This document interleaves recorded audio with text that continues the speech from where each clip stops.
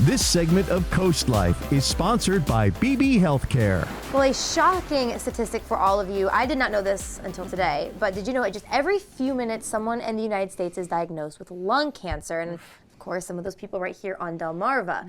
But we are in really, really great hands with Beebe Healthcare. They have new technology. It is the first time we're seeing this type of technology in a hospital in Delaware. We're going to get to that right now. But to tell us a little bit more is Dr. Banzon with Beebe. Thank you so much for being here today. Oh, thank you. It's a pleasure, and I'm so thankful for Beebe to having me here and helping our patients. Yeah, definitely. So you are a pulmonologist. Correct. Okay, so before we get into that new tech I just told you guys about, I want to clear some things up. First of all, what is a pulmonologist? What do you do? A pulmonologist specializes in lung disease. So we specialize in everything from asthma, COPD, lung cancer, interstitial lung disease, other diseases, infectious that could be related to the lung, connective tissue or autoimmune disease. So specifically aspect of the lungs itself.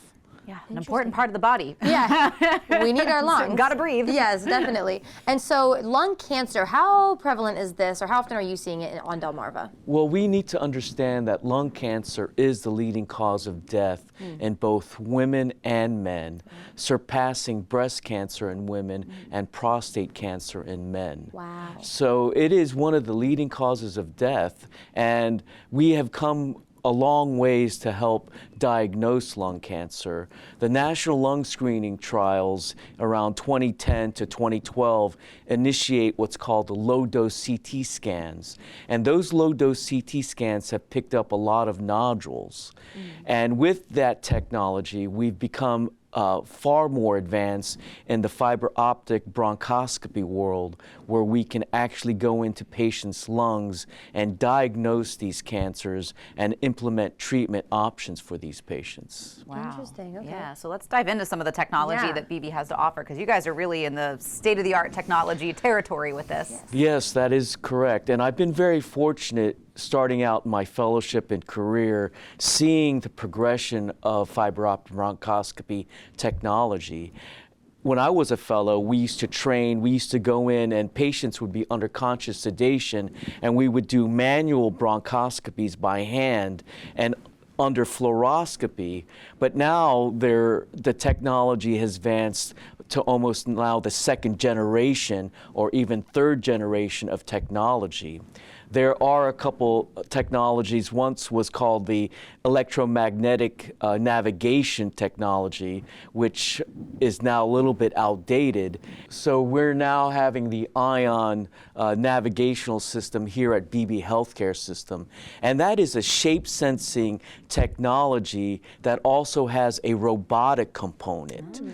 It's still being manually driven by the operator, the physician, and we have a great respiratory team that Chris Steele has initiated, and all of the respiratory therapists are really engaged in this process. So what this does is the navigation arm, as I navigate with a apparatus, I can go forward and side to side. It has really changed the aspect of getting to these difficult nodules. Normally we can get a nodule about 2 centimeters, but if it's within 1.7 to 2 centimeters, we still go after those nodules.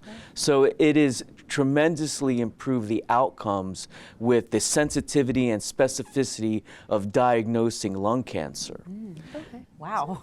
This is a lot. Yeah. Yes. Okay. So who would use this, or I should say, who would this be used on? So the patients that we see, they are either through their primary care doctor, get diagnosed with a lung nodule by chest x-ray or CT scans, or during the radiographic findings will be sent to we have a pulmonary nodule clinic that we meet with. There are going to be other pulmonologists, there are going to be CT surgeons, radiologists, oncologists, and pathologists, and we determine whether or not these nodules are suspicious, and in their clinical setting, if they were smokers, or if they have a history of severe COPD, or there's speculation of these nodules, then we prioritize prioritize which patients are going to be needed, and then we set them up for the navigational bronchoscopy. Wow. Good to know. Wow. So we're in pretty good hands. Yes. Here on Delmarva. It sounds like this is